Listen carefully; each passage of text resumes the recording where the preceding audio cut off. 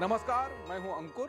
आप देख रहे हैं सत्य हिंदी। एक नजर अब तक की सुर्खियों पर। उस्मान हादी के बाद बांग्लादेश में फिर चली गोली। एक और नेता मुतालिब सिकदार को सिर में मार दी गई गोली। क्या बांग्लादेश में फिर भड़केगा हिंसा का दौर? अब खबर विस्तार से।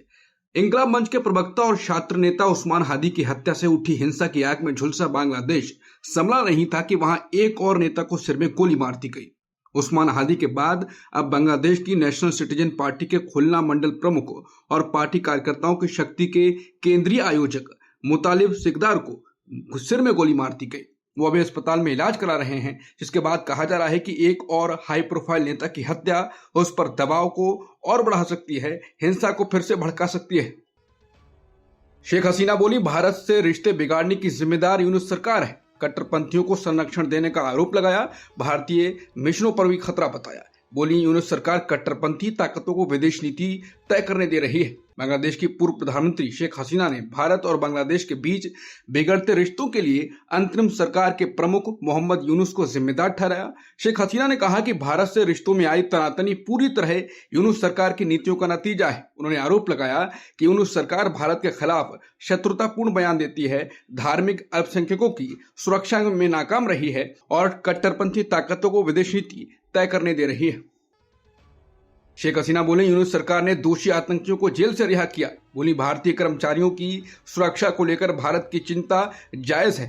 बोली, सरकार हिंसा करने वालों को सजा देने के बजाय उन्हें योद्धा बता रही है। शेख हसीना ने दावा किया कि कट्टरपंथियों को यूनुस सरकार के दौरान और ज्यादा हौसला मिला है। ये वही लोग हैं जिन्होंने भारतीय दूतावास पर चढ़ाई की, मीडिया दफ्तरों पर हमले किए और अल्पसंख्यकों पर खुलेआम हमले किए। शेख हसीना ने आरोप लगाया कि यूनुस सरकार ने दोषी आतंकियों को जेल से रिहा किया और उन्हें सत्ता के अहम पदों पर बैठा दिया। उन्होंने कहा कि भारतीय कर्मचारियों की सुरक्षा को लेकर भारत की चिंता बिल्कुल जायज है, लेकिन यूनुस सरकार हिंसा करने वालों को सजा देने के बजाय उन्हें योद्धा बता रही है।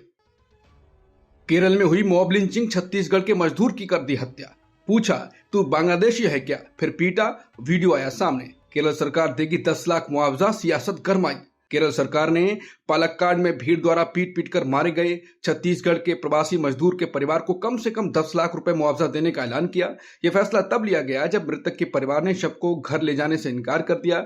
मृतक की पहचान 31 वर्षीय राम नारायण बघेल के रूप में हुई है, जो छत्तीसगढ़ के शक्ति जिले के रहने वाले थे। वो 4 दिन पहले ही काम की तलाश में केरल पहुंचे थे। इस बीच घटना का एक वीडियो सामने आया है, जिसमें हमलावर युवक से पूछते दिखाई दे रहे हैं, तू बांग्लादेशी है क्या? वीडियो में उसके साथ मारपीट भी होती दिखाई दे रही है। केरल सरकार में मंत्री और सीपीआईएम के नेता एमबी राजेश ने इस घटना को नफरत की राजनीति का नतीजा बताया। उन्होंने आरोप लगाया कि राम नारायण को बांग्लादेशी बताकर निशाना बनाया गया और हमलावरों में आरएसएस से जुड़े लोग भी शामिल थे। आरएसएस प्रमुख ने बांग्लादेश के हिंदुओं को लेकर जताई चिंता। कहा, अल्पसंख्यक हैं, इसलिए एकता जरूरी है। दुनिया भर के हिंदुओं से मदद की अपील की। अब खबर इसके आगे बताते हैं। आरएसएस प्रमुख मोहन भागवत ने पड़ोसी देश बांग्लादेश में जारी अशांति को लेकर वहां रहने वाले हिंदुओं से एकजुट रहने की अपील की। भागवत ने कहा कि बांग्लादेश में हिंदू अल्पसंख्यक हैं और वहां की स्थिति काफी कठिन बनी हुई है। उन्होंने कहा कि हालात मुश्किल हैं, लेकिन अधिकतम सुरक्षा के लिए बांग्लादेश के हिंदुओं को एकजुट रहना होगा। दुनिया भर में रहने वाले हिंदुओं को भी उनकी मदद करनी चाहिए। आरएसएस प्रमुख ने बांग्लादेश मुद्दे पर सरकार से कार्रवाई की बात कही। कहा, हम जो कुछ कर सकते हैं वो करना होगा। पश्चिम बंगाल चुनाव से राज्य के माहौल पर चिंता भी जताई।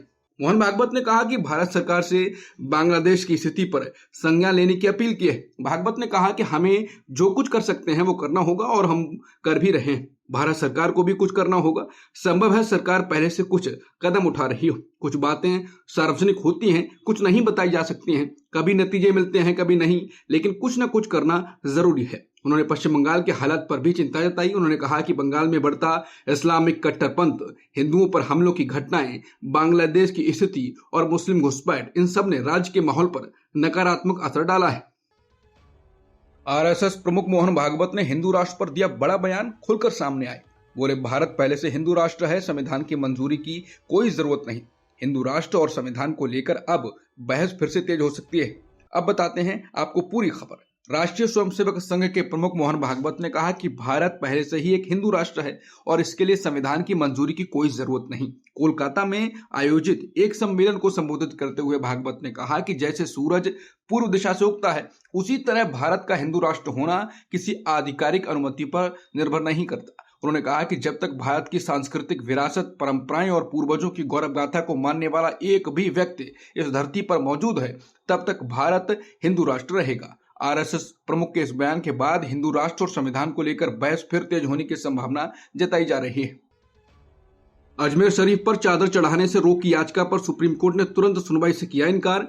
पीएमओ द्वारा चढ़ाई जाने वाली है अजमेर शरीफ पर चादर। याचिकाकर्ता ने कहा कि चादर चढ़ाने से गलत संदेश जाएगा। खबर विस्तार से। सुप्रीम कोर्ट ने प्रधानमंत्री कार्यालय यानी पीएमओ द्वारा अजमेर शरीफ पर चादर चढ़ाने से रोक की याचिका पर तुरंत सुनवाई से इनकार कर दिया। यह याचिका पीएमओ द्वारा अजमेर शरीफ दरगाह में चादर चढ़ाने की परंपरा को रोकने से जुड़ी थी। ये चादर सूफी संत ख्वाजा मोइनुद्दीन चिश्ती की उर्स के मौके पर चढ़ाई जानी थी। कोर्ट में याचिका का मौखिक उल्लेख करने वाले वकील ने कहा कि पीएम की ओर से चादर चढ़ाने से गलत संदेश जाएगा, क्योंकि हिंदू सेना के अध्यक्ष विष्णु गुप्ता की ओर से दायर एक मामला राजस्थान की एक अदालत में पहले से लंबित है। इस याचिका में दावा किया गया है कि अजमेर शरीफ दरगाह एक प्राचीन शिव मंदिर, भगवान श्री संकट मोचन महादेव विराजमान मंदिर पर बनी है। हालांकि चादर न चढ़ाने की अपील करने वाली याचिका पर तत्काल सुनवाई से सुप्रीम कोर्ट ने इनकार कर दिया।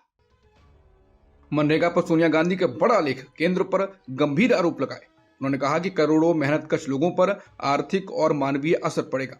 वो बोली, एक योजना को नुकसान ये नहीं है बल्कि सामूहिक नैतिक विफलता है। कांग्रेस संसदीय दल की अध्यक्ष सोनिया गांधी ने एक प्रमुख अंग्रेजी अखबार में लिखे अपने लेख में मोदी सरकार पर हमला बोला। अपने लेख the bulldoze demolition of MNREGA में सोनिया गांधी ने कहा कि मनरेगा को कमजोर करना सिर्फ एक योजना को नुकसान नहीं बल्कि एक सामूहिक नैतिक विफलता है। सोनिया गांधी के मुताबिक मनरेगा महात्मा गांधी के सर्वोदय के विचार और काम के संवैधानिक अधिकार को जमीन पर उतारने वाली योजना थी। उन्होंने चेतावनी दी कि इसके कमजोर होने से करोड़ों मेहनतकश लोगों पर लंबे समय तक आर्थिक और मानवीय असर पड़ेगा।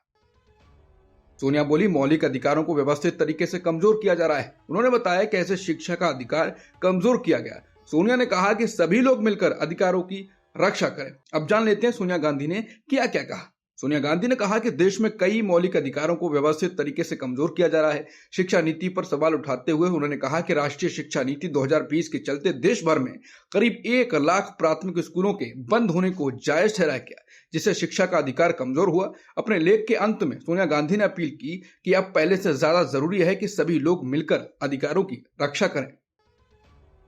चुनावी फंड खत्म होने के बावजूद बीजेपी की फंडिंग मजबूत हो रही है। 2024-25 में बीजेपी को मिला 6088 करोड़ का रिकॉर्ड चंदा। बीजेपी ने सौंपी चुनाव आयोग को रिपोर्ट, हाल ही में हुई है सार्वजनिक।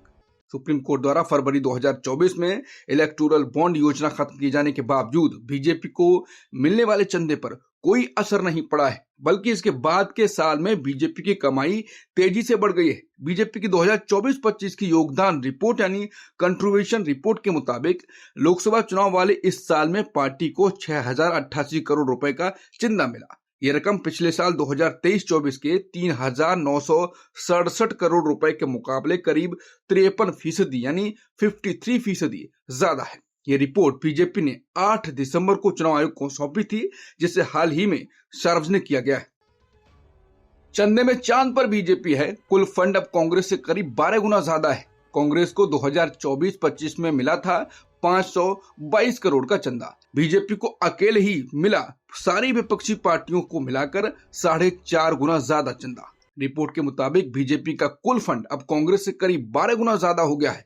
जहां कांग्रेस को 2024-25 में 522 करोड़ रुपए मिले, वहीं कांग्रेस समेत 12 विपक्षी दलों को मिलाकर कुल चंदा 1343 करोड़ रुपए रहा। यानी बीजेपी को अकेले ही विपक्षी 12 पार्टियों से 4.5 गुना ज्यादा चंदा मिला। रिपोर्ट में यह भी सामने आया है कि इलेक्टोरल ट्रस्ट ने बीजेपी को 3744 करोड़ रुपए दान दिए, जो पार्टी को मिले कुल चंदे का 61% है। वहीं बाकी 2344 करोड़ रुपए का चंदा व्यक्तियों और कंपनियों यानी कॉर्पोरेट समेत बाकी स्रोतों से मिला। बीएमसी चुनाव अकेले लड़ने पर कांग्रेस को शिवसेना यूबीटी का करारा जवाब। शिवसेना बोली, मुंबई में कांग्रेस को गंभीरता से लेने की कोई जरूरत नहीं। शिवसेना के नेता आनंद दुबे का तंज, 30 साल से हार रही कांग्रेस क्या बदलेगी। बीएमसी चुनाव में कांग्रेस के महाविकास अघाड़ी से अलग होकर चुनाव लड़ने के ऐलान पर महागठबंधन के सहयोगी दल शिवसेना उद्धव गुट की ओर से प्रतिक्रिया आई। शिवसेना उद्धव गुट नेता आनंद दुबे ने तंज कसते हुए कहा कि कांग्रेस पार्टी मुंबई में एक टूरिस्ट की तरह है, जो आती है, घूमती है और चुनाव हारकर चली जाती है। आनंद दुबे ने कहा कि मुंबई में कांग्रेस को गंभीरता से लेने की कोई जरूरत नहीं। पिछले 30 सालों से कांग्रेस लगातार मुंबई महानगर पालिका चुनाव हारकर विपक्ष में बैठ रही है, तो 2026 में कौन सा तीर मार लेगी। आनंद दुबे ने कहा कि कांग्रेस पार्टी तो 2019 में हमारी नाव में बैठ गई थी, जिससे वो थोड़ी किनारे पर आ गई। हमने उनकी मदद की तो किनारे आ गई। अब उन्हें लगता है कि वो बहुत आत्मविश्वास में हैं, तो फिर अपनी नाव में बैठकर जाइए। बीच मझधार में डूब जाएंगे या बच जाएंगे, वो कांग्रेस जाने। भारत और न्यूजीलैंड के बीच फ्री ट्रेड एग्रीमेंट यानी एफटीए पर सहमति बनी। पीएम मोदी और न्यूजीलैंड के पीएम की बातचीत के बाद हुआ ऐलान। व्यापार बढ़ेगा, भारत को मिलेगा जीरो ड्यूटी एक्सेस। भारत और न्यूजीलैंड ने सोमवार को फ्री ट्रेड एग्रीमेंट यानी एफटीए पर बातचीत पूरी होने का ऐलान किया। इस समझौते से व्यापार को बढ़ावा मिलेगा और भारतीय अर्थव्यवस्था में करीब 20 अरब डॉलर के निवेश की उम्मीद जताई गई है। समझौता अगले 7 से 8 महीनों में लागू हो जाएगा। इस करार के तहत भारत को न्यूजीलैंड की सभी टैरिफ लाइनों पर जीरो ड्यूटी एक्सेस मिलेगा। फिलहाल न्यूजीलैंड भारत के लिए अहम करीब 450 उत्पादों पर 10% तक शुल्क लगाता है। एफटीए लागू होने के बाद इससे भारतीय निर्यातकों को बड़ा फायदा होगा। राजधानी की हवा में नहीं हो रहा है सुधार, आज भी जहरीली बनी हुई है हवा। दिल्ली के कई इलाकों में AQI 400 पार रहा, लोगों की सेहत पर खतरा बढ़ा, हालात चिंताजनक। दिल्ली में प्रदूषण का स्तर लगातार गंभीर बना हुआ है। सोमवार को भी राजधानी के कई इलाकों का AQI 400 पार रहा। 400 पार AQI को सीवियर यानी गंभीर श्रेणी का माना जाता है। केंद्रीय प्रदूषण नियंत्रण बोर्ड के मुताबिक सोमवार सुबह 8 बजे आनंद विहार इलाके का AQI 404 रहा। वहीं ITO में AQI 370, चांदनी चौक में 375, रोहिणी में 402 और वजीरपुर में 405 दर्ज किया गया। दिल्ली के बाकी इलाकों में भी AQI ऐसा ही रहा। यूक्रेन युद्ध पर बड़ी खबर, त्रिपक्षीय वार्ता पर बोला रूस। रूस ने अमेरिका यूक्रेन वार्ता की अटकलें खारिज की। मियामी में जुटे राजनयिक, लेकिन 3 तरफा बातचीत नहीं। रूस के राष्ट्रपति कार्यालय क्रेमलिन ने साफ तौर पर इन खबरों को खारिज कर दिया है कि यूक्रेन युद्ध को लेकर रूस, यूक्रेन और अमेरिका के बीच कोई 3 तरफा बातचीत होने जा रही है। क्रेमलिन ने रविवार को कहा कि ऐसी किसी भी बातचीत की कोई योजना नहीं है। ये बयान ऐसे समय आया है जब अमेरिका के मियामी शहर में कई देशों के राजनयिक यूक्रेन युद्ध को खत्म करने को लेकर अलग अलग स्तर पर चर्चा के लिए जुटे हुए हैं। अब तक की खबरों में इतना ही। बाकी खबरों के लिए बने रहिए सत्यहिंदी.com के साथ। Copyright disclaimer under Section 107 of the Copyright Act 1976. Allowance is made for fair use for purposes such as criticism, comment, news reporting, scholarship, and research. Fair use is a use permitted by copyright statute that might otherwise be infringing.